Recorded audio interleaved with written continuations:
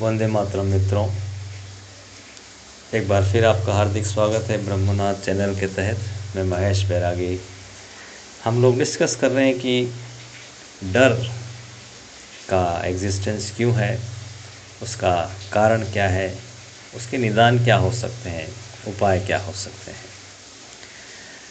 बहुत ज़्यादा फिलोसॉफिकल बात न करते हुए मैं चाहता हूँ कि थोड़ा सा पहले पेन किलर, एक टेम्परेरी रिलीफ मिल जाए हमें। जिस तरह से सपने में से कोई जगा दे तो किस तरह से व्यक्ति, जागा हुआ व्यक्ति राहत महसूस करता है, ऐसा कुछ हो सके उसका मैं प्रयास कर रहा हूँ।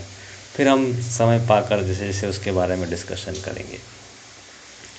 जिस तरह से देखा जाए, सारा जो ब्रह्मांड जहाँ हम रह रहे हैं अभी, स्पेशली इस लोक में, पृथ्वी लोक में डुअलिटी है, दो पोल्स हैं, उस पर हम चल रहे हैं, प्लस और माइनस, अच्छा और बुरा, सच्चा और झूठा, प्रेम और नफ़रत, और जो भी है डुअलिटी है।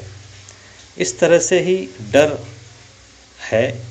डर भी इम्प्लांट किया गया है consciously by the divine force, ताकि उसका अपोजिट पाया जा सके। हर चीज़ का अपोजिट है क्योंकि उसका दूसरा हिस्सा हम पा सकें। जिस तरह से कि हम बैलेंस करते हैं प्लस और माइनस को, तो हम जहाँ खड़े हैं, अगर माइनस की तरफ खड़े हैं तो आप माइनस के झुकाव, अंधेरे की तरफ जा रहे हैं, प्लस की तरफ खड़े हैं तो प्रकाश की तरफ हैं।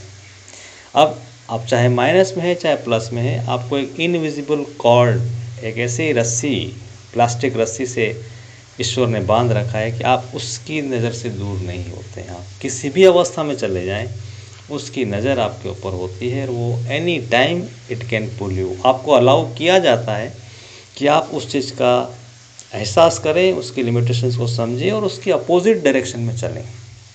हम वीडियो देखते हैं कितनी बार कि एक हिरन, एक छोटा कोई भी जीव शेर से भी भिड़ जाता है और शेर को हारने के लिए मजबूर कर देता है। वो हिरन जो कि हजारों सालों से उसका शिकार बनते आ रहा है, वो हिरन उस शेर को भगाने की ताकत रखता है।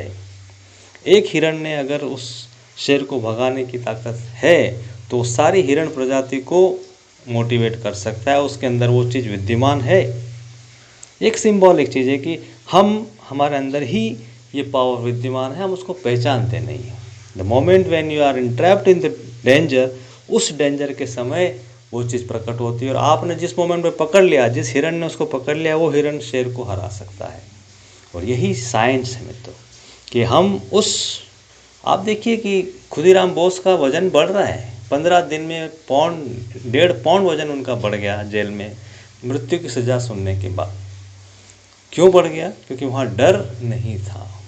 वो डर का रिप्लेसमेंट हो गया था कि मैं भारत माँ के इस महान यज्ञ में अपने आप को आहूत करने का अवसर मुझे मिल चुका है और वह I will be the first to give my life for my mother India. उस डर को उस भाव ने कैप्चर कर लिया और डर नष्ट हो चुका। डर का कोई एग्जिस्टेंस नहीं रहा। जितने भी शहीद हुए उनके अंदर कोई भय नहीं था। उसकी जगह था भारत माँ के लिए प्रेम, उसके लिए सर्वोच्च उत्सर्ग करने का भाव। तो जब ये चीज़ आएगी मित्रों, तब इसका रिप्लेसमेंट शुरू होता है। It is the beginning.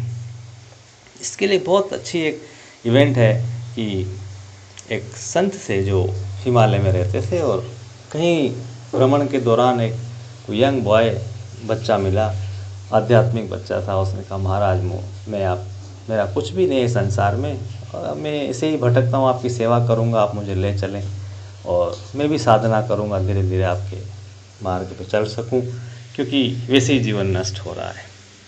ने बोला, ठीक है बच्चा, चलो। अब वो हिमालय में वापस घूम के चले गए।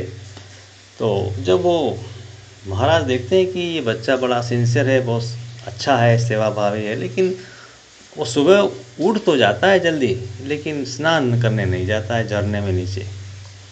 तो वो कुछ समय देखते रहे महाराज। फिर उन्होंने बोला, बेटा तुम सब काम करते हो, मेरी सेवा करते हो, लेकिन जो एक सबसे बड़ी गलती करते हो कि सुबह उठने के बाद आपको शौच आदि निवृत्त होकर नहाना चाहिए, फिर उसके बाद सारे काम में, साधना में लगना चाहिए। आप उजाला होने के बाद नहाते हो, ये मुझे समझ में नहीं आता, क्या कारण है? कि महाराज मुझे डर लगता है झरने में जाने में कि वहाँ शेर और चीते और भालू सब उधर आवाज़ें आती रहती है और मैं अगर नहाने गया तो अंधेरे में मुझे पकड़ ले तो मैं क्या करूं? तो बोला, अरे तुम्हें शेर, चीते, भालू से डर लगता है? बोला, हमारा डर तो लगता है, मरने से कौन नहीं डरता? बोला, अच्छा। बोले, तू मेरे साथ आया है तो तूने क्या सोच के आया है? तूने इस मार्ग पे ये रास्ता अपनाया है तो क्या सोच के अपनाया है? ईश्वरी मार्ग पे चलना है ना, ईश्वर पे भरोसा है, उनके आशीर्वाद में भरोसा है, उनके डिसीजन में भरोसा है। बोले, हाँ महाराज है। बोले, तू क्या सोचता है, तुझे शेर मेरे पास से नहीं उठा सकता है, इस झोपड़ी में से नहीं उठा सकता है? शेर तो कहीं भी आ सकता है, वो झरने में आ सकता है तो यहाँ भी आ सकता है, और मैं उसकी तेरी क्या रक्षा कर सकता हूँ? तो मुझे भी उठा ले जा सकता है। तो भय किस बात का है? जिस समय, जिस क्षण हमें संसार से जाना है वो समय फिक्स है, वो प्रोसेस फिक्स है, उसके लिए ज़्यादा एनर्जी नष्ट करने की आवश्यकता क्या है? निर्भय होकर काम करो, कभी भी बिना मृत्यु आए तेरी मृत्यु हो नहीं सकती, और जो आने वाली है उसको तो टाल नहीं सकता। मित्रों, ये बहुत बड़ा परम सत्य है। जीवन में हम जीवन भर डरते रहते हैं, मरना एक बार है और उसके लिए हजारों बार हर क्षण हर पल मरते रहते हैं। ये एक एग्जाम्पल है, ऐसे जीवन में हर चीज़ है। एक ही बार कोई चीज़ ऐसी इवेंट होगी, उसका हम कल्पना करते करते करते मरते रहते हैं। हजारों जन्मों से ये चल रहा है, इसलिए डर इतनी ज़्यादा व्याप्त है हमारे सेल्स के अंदर। इससे ऊपर आने की आवश्यकता है, और वो आवश्यकता इसलिए है कि अब हम प्रकाश की तरफ, हम फियरलेसनेस की तरफ, हम जितनी भी पॉजिटिव क्वालिटीज़ है उसकी तरफ चलना चाहते हैं। Because now we have realised it's enough.